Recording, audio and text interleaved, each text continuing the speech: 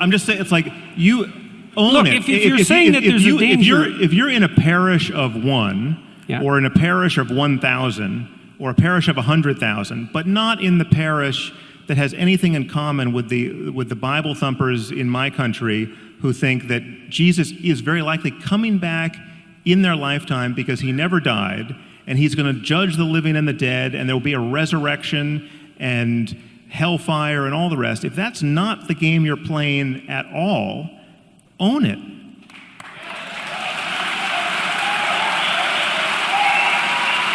Why are you all applauding about that? It's like, what do you mean own it? It's like, I already made my claim. It's like, I'm not playing a religious fundamentalist game, so what's all the applause about? So I don't understand that. And own it, it's like, I was as clear as I possibly could be when I delineated my answer to the question. People say, well, what do you mean by God? Someone once asked you if Jesus was resurrected. You want a 1-second answer? But no. Well, forget it, man. Jordan, wait a minute, hold on. I think we can actually... This is a complicated One problem. second. No, yeah. I don't want to end on a note of acrimony. But someone once asked you whether you thought Jesus was literally resurrected, and you said it would take me 40 hours to answer that question. Okay, that's the kind of thing I'm responding to here. You don't need to do that if you have a clear-cut answer to that question. And I don't have a clear-cut answer to that question. And if you don't, that connects with many other things that we still have to talk about. Yes, definitely. Yeah, definitely. Because that... It isn't obvious in the biblical account that Christ was literally resurrected. So it's not simple. This is not simple. No, but if the question is, do you think he... Well, let's put it probabilistically. I mean, anything's possible. I'll tell you that it's possible that he was physically resurrected. I mean, it's even possible. But wait a second, I didn't with respect say to quantum that he mechanics. Was. The point is, I said it would take me 40 hours to answer the question. I didn't say that he was. Okay, how's this for an answer? Almost certainly not. Okay. What's wrong with that answer? You want. I think I know what's wrong with that answer. It's a fine answer, and people have been giving that answer for a very long period of time, but the idea doesn't seem to go away. Okay, but that's evidence of what exactly? I don't know. Okay. Well, I can tell you one thing it's an evidence of. There's a deep idea. Let this be the doorway to our next 3-hour conversation. Sure, Sure. So we have 10 minutes left. Okay. Oh, well then, let's answer that question in 10 minutes. So wait, I want you to trust me here. You for whatever reason decided I should moderate, so I want you to trust me. For one thing, you have been doing yeoman's work. Sam, I really would like to answer that question. But I'm trying to figure out. People seem to think that I'm trying to evade the question. It's like, I'm not evading the question. I'm trying to figure it out. People have been arguing about this for 2,000 years.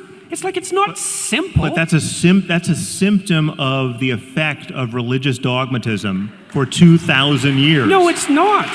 Okay. It's partly a symptom of that. It's also partly a symptom of the idea. The resurrection of Jesus is clearly an important question, but you've raised a much bigger and more pressing question for the audience, which is whether or not God cares whether they masturbate. So I actually think if we pursue that answer, that we will actually wrap this up in a way that... You want to end this on masturbation? I think we owe it to them, too. Okay. So, give me a little leash. The floor is yours. Okay, great. How did I end up here? All right. So here's the question. Let's just figure out if we can determine why God might care if you masturbate, right? So let's suppose that we have a story, a heuristic of some kind that stands in for something. And the story is God is watching.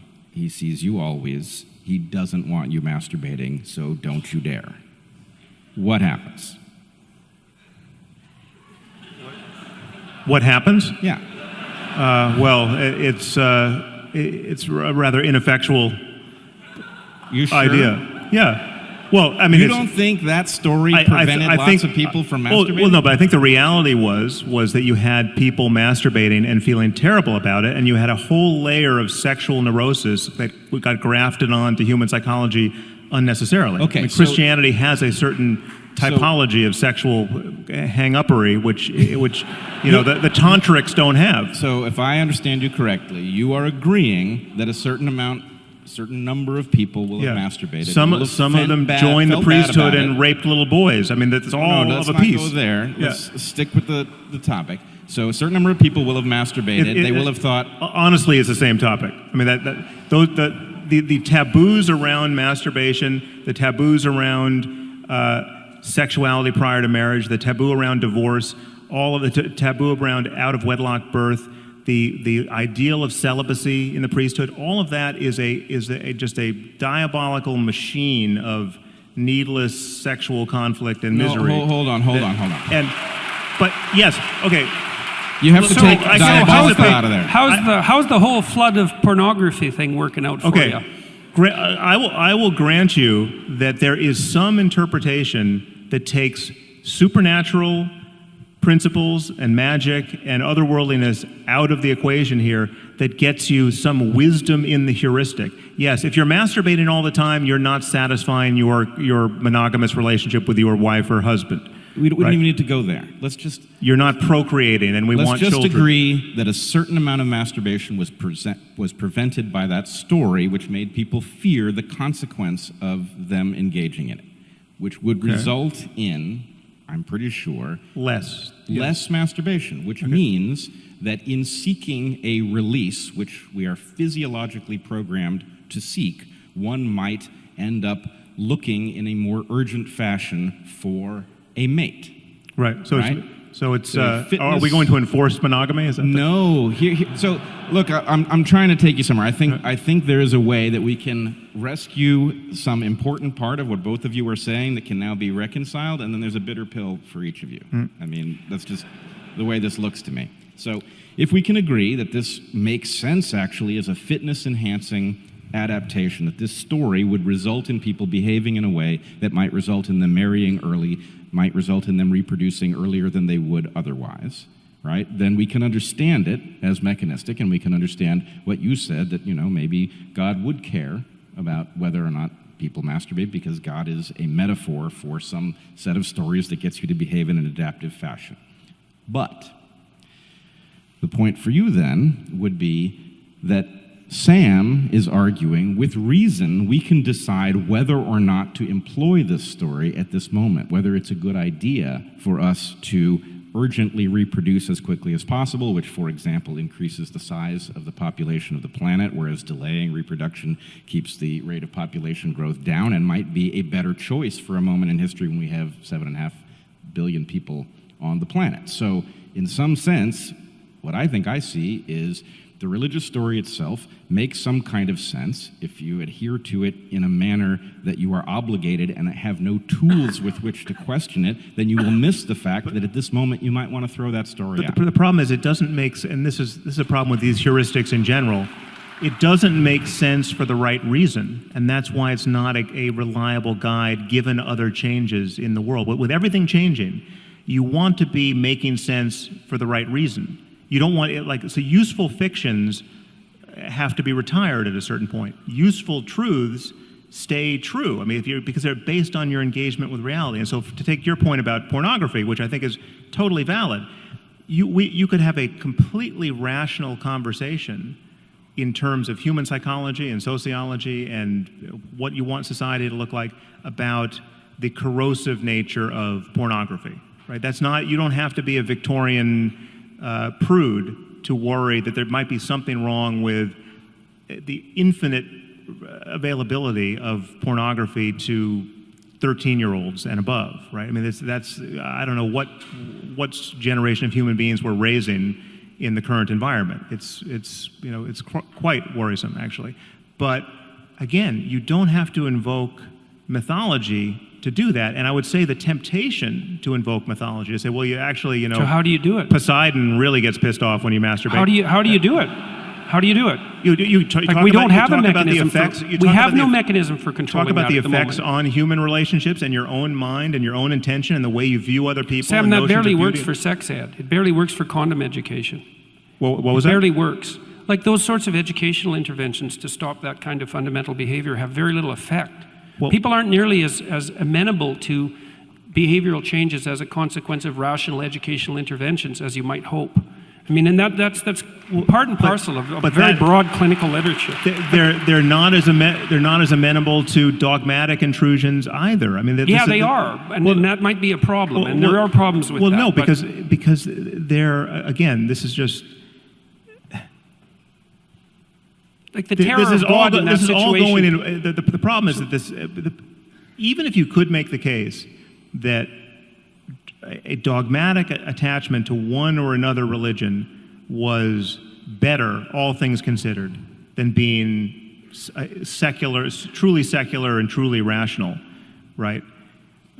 It's vulnerable. It's vulnerable to every next thing we find out. I mean, that's why it's like you could have said, if you go back, 200 years before the germ theory of disease, you could have said, well, all of these dietary taboos and taboos around, hand washing and foot washing, it's actually very wise. The wisdom of the germ theory of disease was sort of built into our scripture, and people were there was a kind of differential level of survival based on those who really adhered to these practices and those who didn't.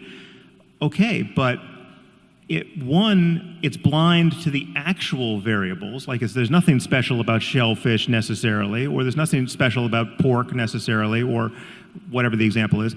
And once you get the actual variables in hand, then the whole edifice comes crashing down, and then you really just want to understand the variables that work. Look, I don't know if the whole edifice comes crashing down, and it isn't clear to me that you want to claim that, because one of the things you did say in the moral landscape, and I think this is associated with your interest in spirituality, is that there is some baby mixed in with the bathwater. And the question is, how do we distill that out? Yeah. And the objections that you're raising are the objections that are, look how difficult it is to do the distillation. It's like, yeah, absolutely, man. And it's not like I'm a foe of the Enlightenment. I think you Enlightenment types, and I put Pinker in the same camp, radically overestimate the degree to that was a casus sui. It's like everyone was barbaric and superstitious until 1750, and some miracle occurred, and now we all became enlightened. Like there was a lengthy developmental history clearly of we that. all haven't. I mean, this is hence our complaining about the problem. And most of the world hasn't had the Enlightenment yet. True. On some level. Look, I'm no foe to the Enlightenment, but I think that it had a lengthy developmental history that is radically underplayed by the people who ground it purely in rationality. It's clearly still developing. My point is, we should be able to agree that having a worldview guided by a continuous, honest engagement with reality, insofar as we can apprehend it, is better than having a worldview solidified or anchored to unchanging ideas that were born of people who had none of our present tools, none of our present insights into anything. Well, it depends on the principles. It depends on the principles. Like I would say, there are situations where that clearly applies, but I think there are broad principles. And again, we should probably stop with this, I think. Yep, we're about there. Because I'm starting to get tired. I'm sure everyone else in here is starting to get tired. Well, I'm starting to get tired anyways. And I mean, there are principles, there are higher order principles of the sort that I described that you also appear to rely on in the moral landscape, the idea of these profound moral intuitions. Yeah. And so that's what I'm after, is what are these profound moral intuitions and what is their source? And like, I'm also perfectly willing to make the claim, and have in fact in detail, that these moral intuitions, see, this is a place where we differ a little bit. It's like, and maybe we can go here tomorrow night. See, it seems to me that your argument is the facts are laying out there and you can extract out value from them, and we already described why you want to do that, because you want to at least not move into the nihilistic direction, and you want to ground them in some sort of reality. It's like, fair enough. But the thing is that the facts, as they are, have been around for a very, very, very, very long time, right? Let's say 3.5 billion years, the entire expanse of life. And it's the operation of those facts on life that has produced the a priori, implicit, interpretive structures that guide our interaction with the facts. And those a priori implicit structures that have emerged out of this evolutionary course have a structure that mediates between us and the facts that cannot be derived from the facts at hand. And so then the question is, what is that structure? And it's in both of our interests to get that right, because you use that as the source of moral intuition. It's like, right, agreed, that's the source of moral intuition. So, well, clearly we need to table this for tomorrow night, but that's a good... Guys, I'm just going to interrupt you. You guys, let's give Jordan Peterson, Sam Harrison, Brett Weinstein a huge hand. Let's go. Thank you.